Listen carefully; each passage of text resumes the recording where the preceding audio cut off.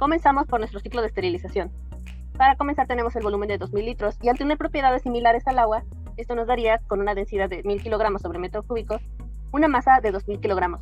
Además fijamos el CP como 4181, que es igual al del agua. Todos nuestros cálculos están basados en la Bacillus thermophilus. Aquí están sus valores de EA y de A. Después, calculamos el área de transferencia, basando un radio de 2 a 1 del área y diámetro.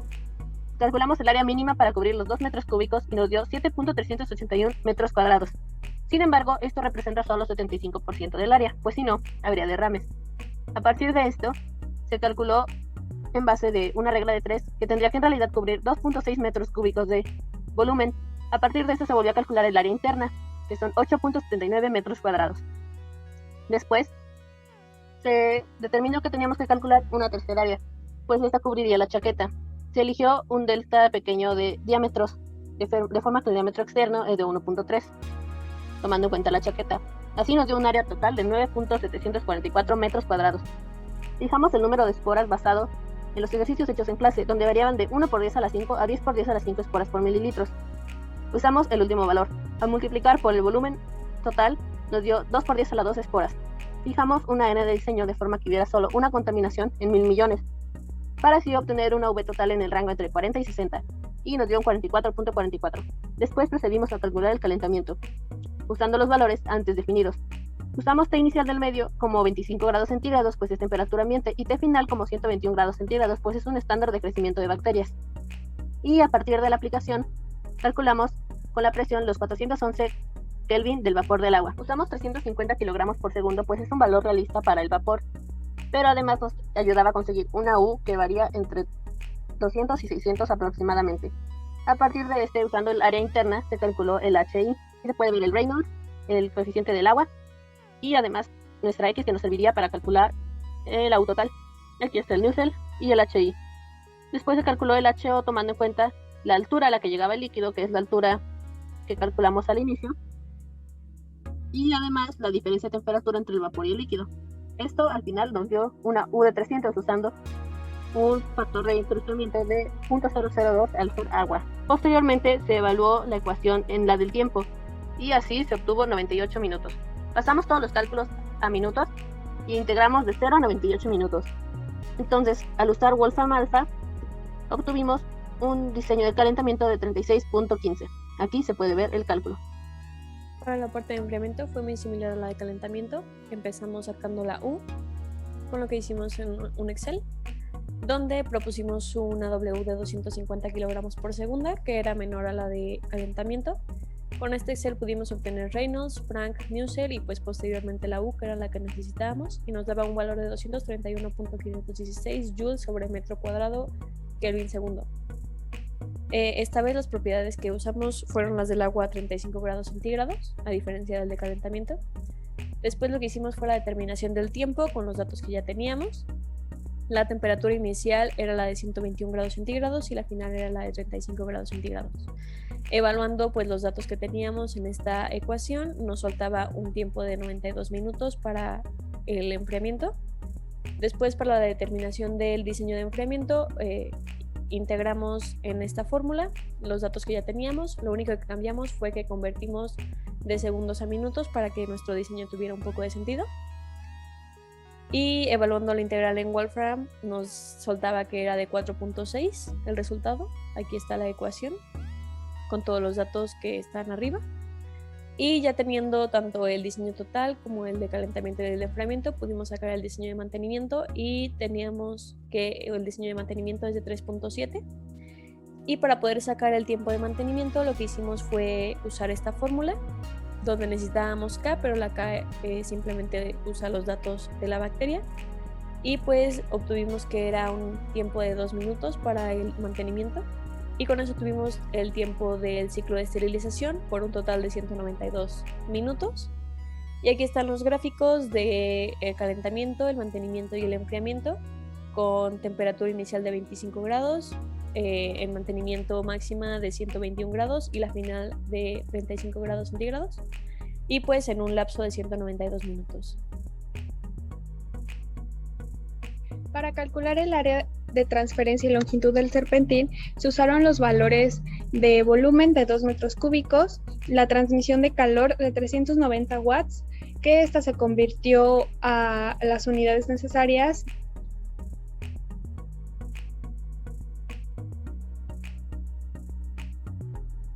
Para calcular el área de transferencia y longitud del serpentín, se usaron los valores del volumen de 2 metros cúbicos, la transferencia de calor de 390.000 kilogramos metro cuadrado sobre segundo cuadrado, la temperatura de entrada del agua de enfriamiento de 10 grados Celsius o 283.15 grados Kelvin, así como la de salida de 298.15 Kelvin, y la del caldo de cultivo, que se mantuvo constante a 308.15 grados Kelvin, así como la conductividad térmica del acero de 60 joules sobre segundo metro grados Celsius. También se determinó el diámetro usando el del ejercicio anterior de 1.083, así como un 40% de este para el diámetro del agitador, que fue de 0.43 metros, y la agitación se determinó por la fuente de Bedoya 2010 de 120 revoluciones por minuto, y el espesor fue del 5% del diámetro total, siendo de 0.054 metros. Así, el área de transferencia se determinó usando el coeficiente de transferencia de calor. Sin embargo, para esto primero se calculó el coeficiente de película a 10 grados Celsius, donde se usaron los valores de calor específico de Waxa Software y la densidad y viscosidad de Pereira 2017.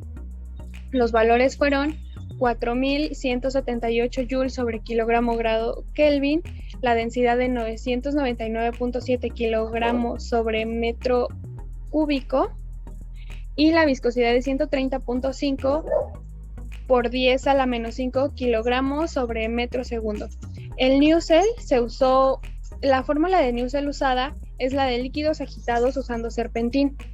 Esta fórmula necesitamos primero calcular Prime y Reynolds con los valores que ya teníamos. En este caso, Prime obtuvimos 0.098. Reynolds necesitamos calcular la velocidad. Esto fue con las 120 revoluciones que teníamos, y solo los dividimos entre 60 segundos para obtener una velocidad de 2 segundos, obteniendo 287.518.68 en Reynolds, y así el Newsel de 955.37. Para el coeficiente de película 2 fue el mismo procedimiento, únicamente cambiando el calor específico, la densidad y viscosidad a 25 grados Celsius. Obtuvimos un Prime de 0.062, un Reynolds de 419.698.23 y así el Newsel de 1065.31. Finalmente, para calcular el coeficiente de transferencia de calor, se obtuvo 1 sobre U de 9.38 por 10 a la menos 4 segundos metro cuadrado grado Kelvin sobre joules, y así se obtuvo la inversa de 1065.71 joules sobre metro cuadrado grado Kelvin por segundo, y con esto pudimos calcular el área, que fue de 22.35 metros cuadrados, y con esto la longitud de 6.57 metros.